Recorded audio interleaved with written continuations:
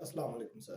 वालेकुम सलाम। दिलावर भाई कैसे हैं आप? ठीक हैं? अल्लाह ताला का शुक्र है। Sir I am big fan of you sir first of all. Thank you very much. ऐसे अभी ऐसी कोई खास अचीवमेंट तो है नहीं कि बिग फैन आया जाए। नहीं बस सर मैं आपको वैसे ही ना अपने फील्ड में जैसे देखता हूँ, काम करते देखता हूँ, तो मुझे बड़ी खुशी होती है और मैं आपका बहुत बड़ा फैन हूँ सर। सर शुक्रिया आपका। सर अल्लाह ताला की करम नवाजी सर। Thank you sir. अच्छा सर, मुझे मेरे ज़हन में क्वेश्चन है, वो ये है कि अमूमन लोग जो है जो कि लड़कियां, लड़के, बुजुर्ग, बड़े, छोटे, छोटों को तो नहीं इसमें हम कह सकते, बड़े, इन सब की एक साइकी है। साइकी ये है कि ये सारे अपने असलियत को मानना पसंद नहीं करते। इन सब में वो लड़कियां हैं, वो जो है ना कि आप 15 साल से अबव ले लें, 45 साल तक, लड़कियां, लड़के, सब ये शो करते हैं कि लोग मुझे एलीट क्लास में देखें, लोगों को ये समझ आए कि मैं एक बहुत ही कामयाब इंसान हूं, ख्वाब उसकी असलियत कुछ और है। या वो ये शो करते हैं कि मैं एक रिच मैन हूं, वो अपनी असलियत को छुपाते हैं। या वो लीड क्लास को फॉलो करना ज्यादा पसंद करते हैं अपनी असलियत को छुपा के। सर इसकी क्या वजह है, मुझे नहीं समझ आती सर। सर बेसिकली जब इसको बात को शुरू करने से बड़ी शुरू से बात शुरू करनी पड़ती है।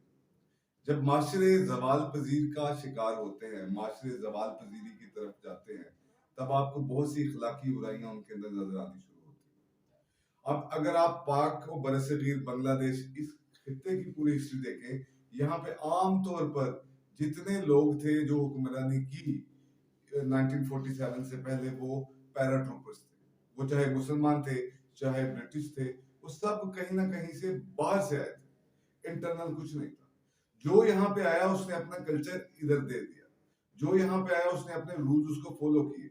जब मुगल थे तो यहाँ पे फारसी जोको शौक से सीखी जाती थी। गोरे आए, अंग्रेजी की तरफ लगे। अब गोरा यूरोपियन रूल्स की जहां से आगाज होती है, तो उन्होंने कुछ सेट प्रिंसिपल वजह कर दी। वो सेट प्रिंसिपल्स के अंदर उन्होंने मादियत को बहुत ज्यादा अहमियत दे दी। मादा परस्ती, यानी कि पैसे का हसूल। अगर आप से पहले, ये आज आज दुनिया का जो अमीर तरीन शख्स है वो बिल गेट्स है। बिल गेट्स से पहले 1980 से पहले आप दुनिया के किसी एक अमीर आदमी का नाम बता दें। एक कुरान में जिक्र है जिसको हम कारून के नाम से याद करते हैं, और एक यहाँ पे बिल गेट्स है। अब टॉप 20 बिलियनर्स और मुख्तलिफ लोगों की बात आपके सामने आती है।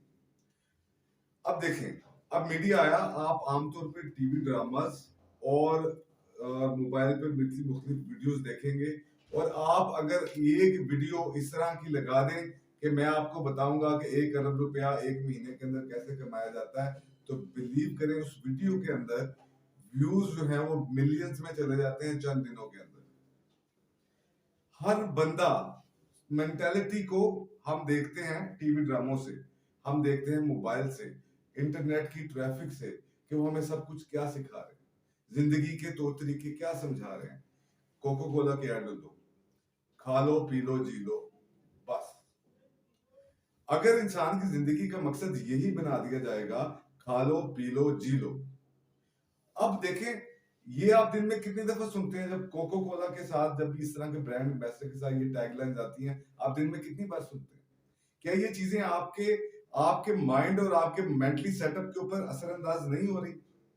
स्प्राइट का लोगो अलहदा है, मुख्तलिफ ब्रांड्स के मुख्तलिफ चीजों को देखें, वो लोगो अलहदा है। फिर आप ड्रामा सीरीज देखें, आप फिल्म्स देखें, आपको ऐसी ऐसी चीज आपके जहनों पर असरअंदाज करती जाती है, उसका आपको अंदाजा भी नहीं होता आप किस तरह से उसके अंदर घूमे फिरे जा रहे हैं।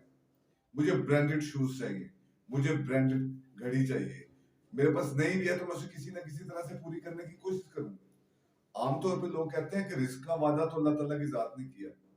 क्या लग्जरीज का वादा भी अल्लाह की जात ने किया? अगर आपने मैंने 3 वक्त का खाना खाना हो, सर छुपाने के लिए जगह चाहिए हो, तन ढांपने के लिए कपड़े चाहिए हो, तो कितनी चीजें हमें लगती हैं, या कितना पैसा हमें चाहिए आज के इस महंगाई के दौर में। अगर सादी सादी चीजें भी कर ले सर, मैंने शादियों को मुश्किल बनाया, मैंने मरने जीने को मुश्किल बना दिया, मैंने बच्चों की पैदाइश को मुश्किल बना दिया। मैं इंसान हूँ। बेसिकली जब मैं इन तमाम डायमेंशन को देखता हूँ तो ये बात याद रखिएगा, आज का बिजनेसमैन ये सोचता है कि आपने मरना कैसे है। आज का बिजनेसमैन ये सोचता है कि आपने पैदा कैसे होना है। आज का बिजनेसमैन ये सोचता है कि आपके मरने की रसूमात क्या होंगी। आज का बिजनेसमैन सोचता है कि आप सोचेंगे क्या।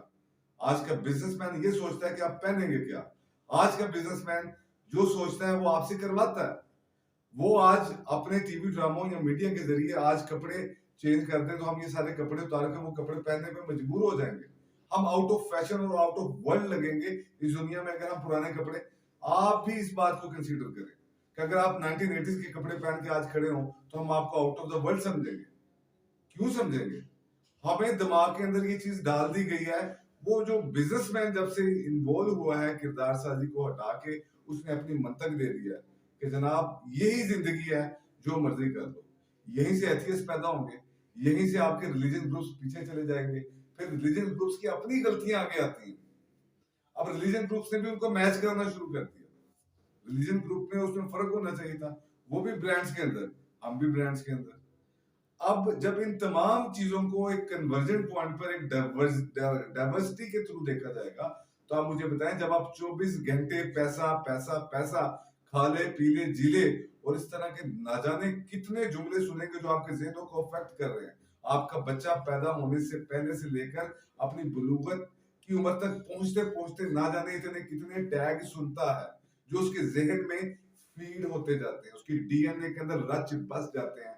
और उसको फिर हम पढ़ाई के नाम पे भी जब स्कूल भेजते हैं तो हम उसको इल्म हासिल करने के लिए बेसिक नहीं भेजते, हम भेजते हैं कि वो वहां से सीख के आए कि उसने पैसे कैसे कमाने। आपने भी वो जुमला बड़े गौर से सुना होगा, पढ़ोगे लिखोगे तो बनोगे नवाब, खेलोगे कूदोगे तो होगे खराब। अब इस जुमले की इस कहावत से इस खित्ते के अंदर शायद 200-250 साल से पुरानी नहीं है, क्योंकि इससे पहले कोई पढ़ाई लिखाई कर से आपको कोई नौकरी, कोई सीएसएस या कोई इस तरह की चीज नहीं मिलती थी। ये 200 साल से ज्यादा तो जुमला नहीं होना चाहिए मेरे नजर में, मुझे नहीं पता आप कितना है, लेकिन 200 साल से ज्यादा ये जुमला नहीं होना चाहिए। अब जब इन म्यार के ऊपर आप अपने बच्चे की तरबियत शुरू करेंगे, आप उनको बारी बारी स्कूलें फीसें आप सब कुछ करेंगे, वो तालीम तो हासिल कर लेगा, क्या वो इल्म हासिल करेगा? क्या वो किरदार साजी को हासिल कर सकता है? क्या उसके दिल के अंदर मादियत सराहियत नहीं कर जाएगी कि मैं घर आऊंगा तो मेरे माँ बाप का एक ही कहना है कि बेटा पढ़ ले, 16 साल की एजुकेशन, पहले मास्टर्स आप पीएचडी है ये कर ले, उसके बाद जिंदगी याशी के साथ गुजारी, ये कर लो सारी जिंदगी सुख से गुजारेंगे। क्या ये चीज अगर सिखाएंगे तो फिर मुझे एक बात है, मैं बाद में लोगों को कम्पीट करने के लिए झूठ नहीं बोलूंगा। मेरा जो असल है मैं उसको छुपाता नहीं फिरूंगा। आज अगर मेरे पास 10 रुपया मैं लोगों को बताऊंगा मेरे पास लाख रुपया है, मुझे अगर कोई गरीब कहे तो मेरे लिए ये गाली समझी जाती है। मैं अपने स्टैंडर्ड को मेंटेन करने के लिए कुछ ना कुछ करता हूं और कुछ ना कुछ करता रहूंगा। इस बात को अंडरस्टैंड करने की कोशिश करें कि तरबियत जहां से शुरू होनी थी, जहां से हमें इल्म सिखाया जाना था, और इल्म के बाद हमने उसको एक ही बात सिखाई कि ये पढ़ाई लिखाई के बाद तुमने नवाब बनना है, तुम्हारे पास पैसे आने हैं, तुम्हारे पास अच्छी जिंदगी आएगी और ये तमाम चीजें आएंगी और आप सुकून से जिंदगी गुजारोगे। फिर आप ड्यूअल पर्सनैलिटीज ही पैदा करेंगे। हर बंदे को तो वो चीज नहीं मिलेगी। एज अ मुस्लिम आप बिलीव करते हो हर चीज अल्लाह ताला ने मुझे देनी है, इवन मेरा इल्म भी, इवन मेरी काबिलियत भी, पैसा, रिस्क, हर चीज लग्जरीज ये अल्लाह ताला ने देनी है। अल्लाह ताला ने किसी को बादशाह भी बनाना है, अल्लाह ताला ने किसी को फकीर भी बनाना है, अल्लाह ताला ने किसी को दरमियान में भी रखना है। एक जाविये सेट करते चाहिए। अगर मैं वहां तक नहीं पहुंचा, मैं रोज सुनता हूँ कि जनाब ये करोगे तो ये हो जाएगा, वो करोगे तो ये हो जाएगा। मोटिवेशनल स्पीकर आपके सामने है, वो क्या आपको क्या कहते हैं, शाबाश तुम कर सकते हो। हाँ भी कर सकते हो। मैं भी कहता हूँ ख्वाब देखो, आपने करिश पैदा करो, अपने आप को बेचैन कर दो, इकबाल की उस रूह तक पहुंचो जहां पे उसने कहा था खुद ही को कर बुलंद इतना कि हर तकदीर से पहले खुदा बंदे से ये पूछे बता तेरी रजा क्या है। वो भी तो लोग हैं जिनसे अल्लाह ताला ये पूछता होगा कि बता तेरी रजा क्या है। वो खुद ही का लेवल क्या है जहाँ पे वो अपने आप को स्टक ऑफ कर लिया जाता है, जहाँ पे अल्लाह भी कहता है कि आप बता कि तेरी रजा क्या है। वो उस खुदी तक पहुंचने का कंसेप्ट का ये किसी टीचर को, किसी आलम दीन को ये कभी समझाते सुना? अगर ये चीजें हम नहीं समझाएंगे, कोको कोला वाले काम अपना कर लेंगे, बिजनेसमैन आपको मरना सिखा देगा, बिजनेसमैन आपके लिए हॉस्पिटल की इक्विपमेंट डिजाइन करेगा, बिजनेसमैन आपकी मरने की रसूमात को तय करेगा। तो देन आप ड्यूल पर्सनालिटी के साथ ही पैदा होंगे। आधे आप मुसलमान भी रहना चाहते हैं, आप यूरोप का कल्चर भी अपनाना चाहते हैं, आप इन दोनों चीजों में कैसे रहेंगे? या तो इंसान मोमिन है या काफिर है, दरमियान में जो भी है 90% पे खड़ा है, 80% पे खड़ा है, 50 पे या 0 या 10 पे, वो मुनाफिक है। थोड़े बहुत या ज्यादा का कोई भी कंसेप्ट आप क्रिएट कर लें, आप फिर कहेंगे कि ड्यूल पर्सनैलिटी क्यों पैदा होती है। आगे इससे भी ज्यादा बुरे नताइज भुगतने पड़ेंगे अगर अभी से हमने किरदार साजी ना शुरू की, क्योंकि कौमों को किरदार साजी करते 60 70 80 साल सिर्फ कौम बनने में लग जाता। आज से शुरू करें तो मेरा नहीं ख्याल कि हम सब लोगों की सोच तक, इस मंतक तक बात भी पहुंच रही। हम सिर्फ इधर उधर की बातें करके अपनी जिंदगी आते हैं और सो जाते हैं, देन उसके बाद हम क्या करें। तो इसी तरह से सिर्फ ड्यूल पर्सनालिटीज पैदा होती हैं और इसी तरह से हम झूठ बोलते हैं, अपने आप को दोगले रवैयों के अंदर